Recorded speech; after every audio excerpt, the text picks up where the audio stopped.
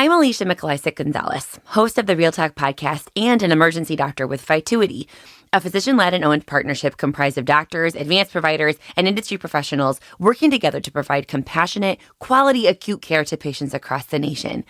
Vituity's number one goal is to be at the heart of better care. But in considering what's important to us and prioritizing the wellness of our clinicians and employees, Vituity has also made diversity a focus of their work. The following episode is brought to you by members of one of Vituity's Enterprise Resource Groups, created to provide support for different demographic groups within our organization. Our hope is to amplify stories from the diverse community of healthcare workers we proudly work alongside, while acknowledging the unfair systems we continue to struggle with in our country, and then work together to change them. This is Real Talk Unplugged.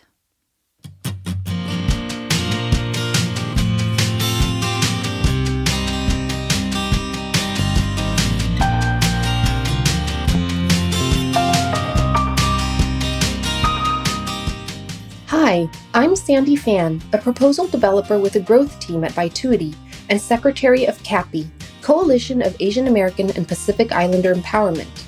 Welcome to Real Talk, a place where healthcare professionals share stories about the human experiences that have shaped and affected their careers working in medicine.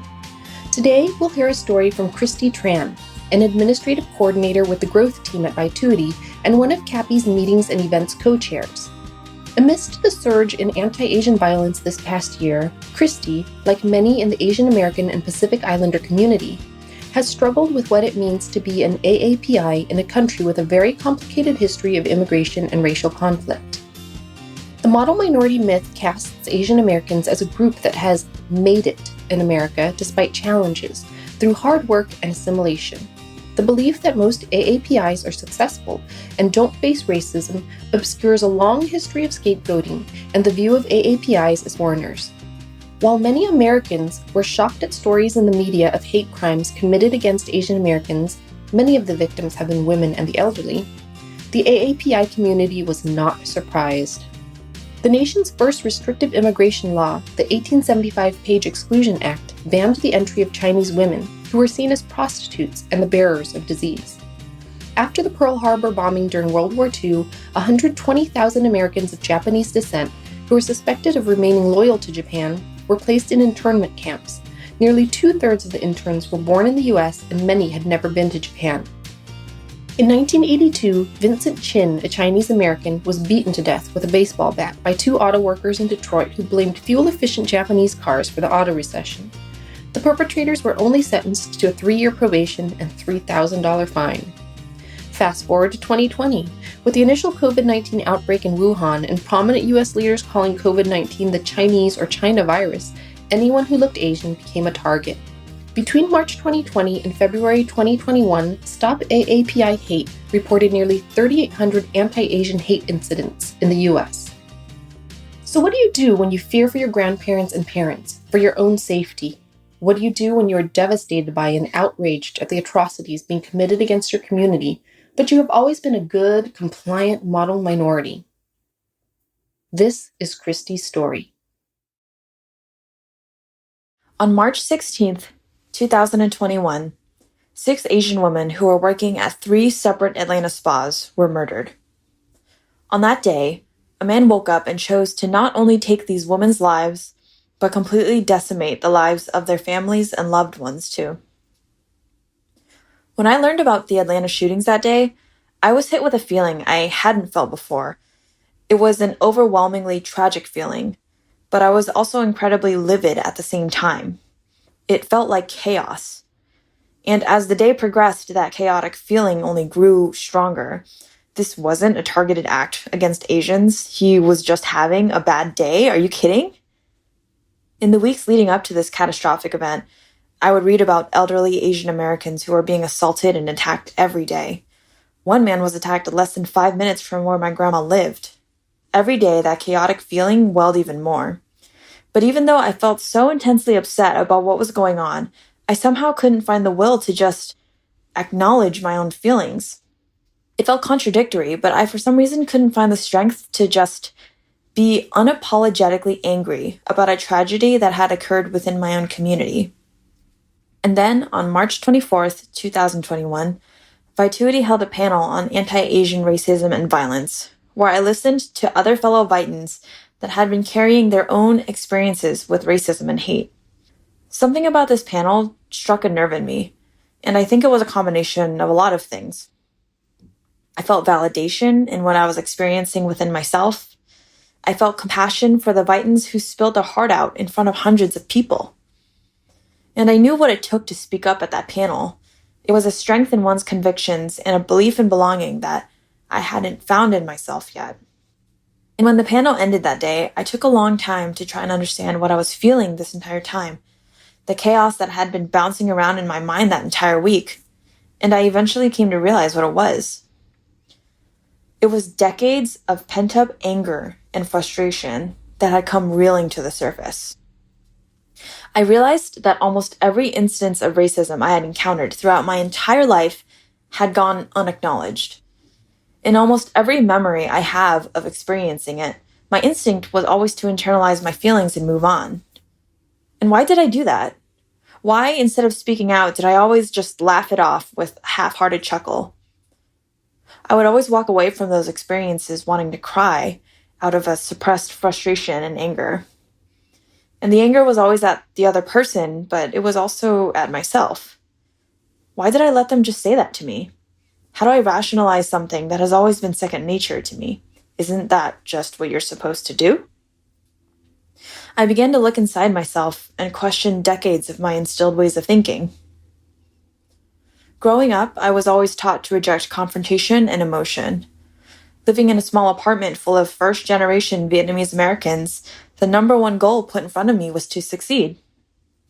My grandma uprooted her entire life in the hopes of a better life for her children and her future grandchildren, and left Vietnam with her sons and daughters in a boat. Not all of her children could come either. Some had to stay in Vietnam, and one had even begun the journey but did not make it to the destination. My family left Vietnam in the hopes of achieving the American dream.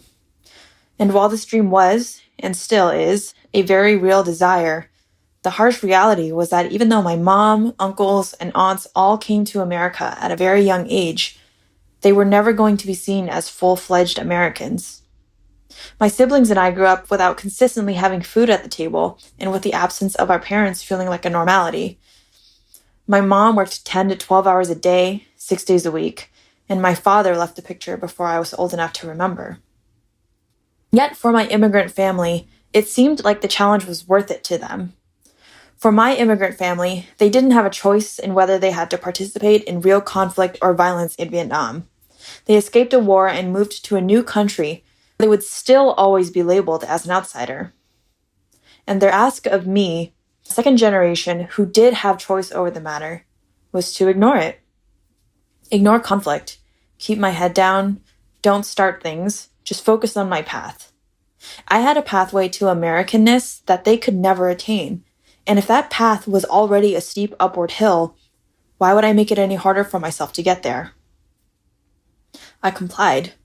As a child, I did not respond to the people who mimicked slanted eyes at me. I let offhand comments about the way I looked different slide. I didn't correct people when they asked where I was really from. I didn't question the fact that I was placed in English language development in elementary school, when my English was actually perfect, and I was just a shy child.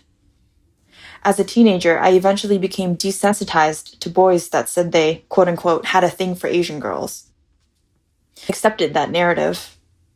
And without realizing it, by doing so, I began to turn away from my own identity. I slowly stopped speaking Vietnamese at home. I consistently weaseled my way out of bringing homemade lunches to school because they smelled different. I stopped consuming Asian media and culture. I began to distance myself from my own family, who knew no other way of existing than in their own roots. I did anything to avoid being labeled as different. I did as I was told. I laughed when the others laughed. I did not speak if it was not my turn. I always agreed with the majority, because I didn't want to stick out. I was a people pleaser, which is what my family insisted was best for me. As a result, it had become ingrained in me that my voice was not important enough to have a seat at the table, especially if it was a voice that went against the grain. Assimilating meant erasing my own identity. I will never understand what it was like to live in Vietnam at that time. But I think that the choice to lay low and stay quiet in America is a trauma response to my family's experiences in a country so recently torn apart by violence and war. And by comparison, all the underhanded comments, jokes, and glances from other Americans were just a harmless tax they paid to be accepted. If conflict and racism triggered a fight or flight mode, my family opted for flight, and they implored me to do the same. I think this choice is one that countless other AAPI families have also made. And as a result, it's granted us a lot of opportunities and privileges that are not present for other communities. I know plenty of AAPI people who are incredibly successful and have maybe even attained what we consider the American dream. But I know now that accepting this rhetoric, even if it means reaching that dream, does not lead to true acceptance in this country.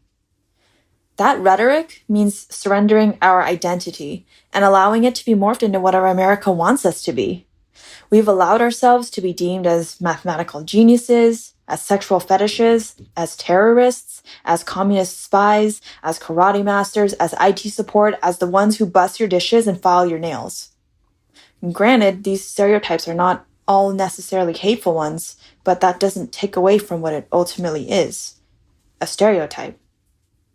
And what these stereotypes do is build the harmful narrative and mindset that AAPI people are not real people.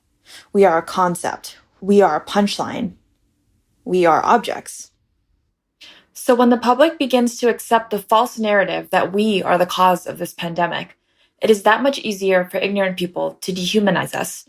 It is that much easier to be put into a trope. It is that much easier for someone to decide to channel their violent anger at the elderly Asian American. And it is that much easier for someone to wake up and opt to feel better by shooting 6 Asian women. Because we've let so many other things be chosen for us, these people think they can choose whether or not we deserve to be here, too. F*** that.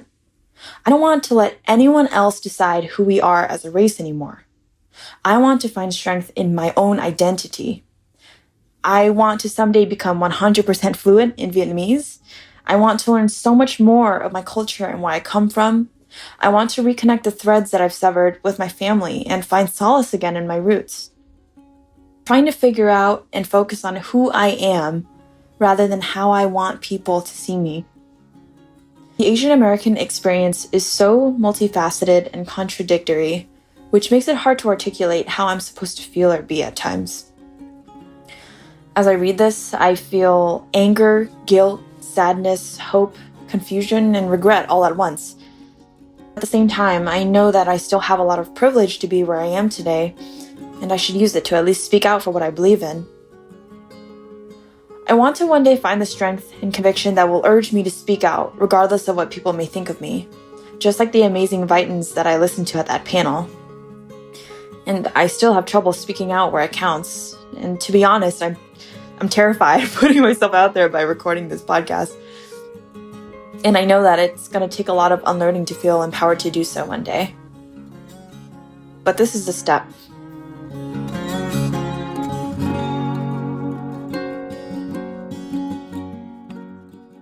Kristy's story illustrates how many AAPIs have internalized the model minority myth, believing that keeping your head down, avoiding conflict, and blending in is the path to being American.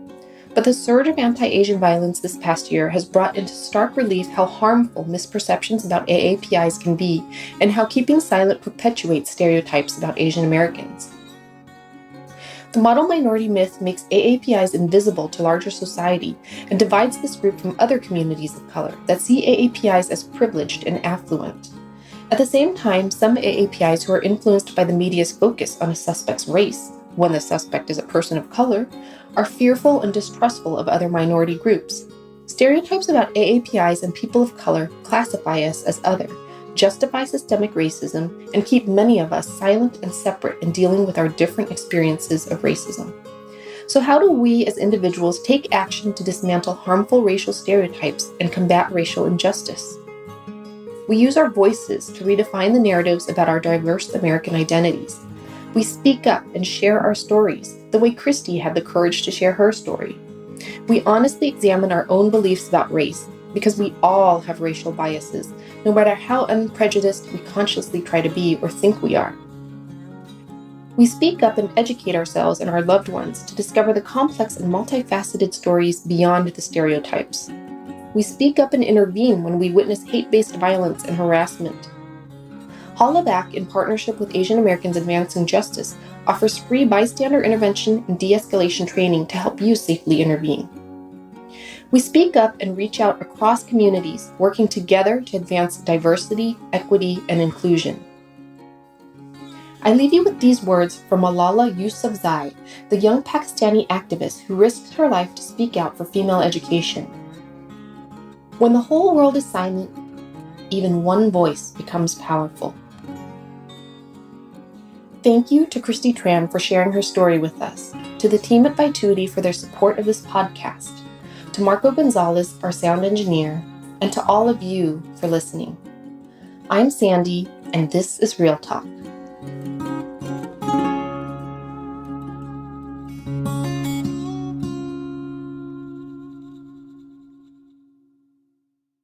Want to connect with the Real Talk podcast or record your story with us? Start at realtalk.transistor.fm, or you can follow the link in the show notes for this episode.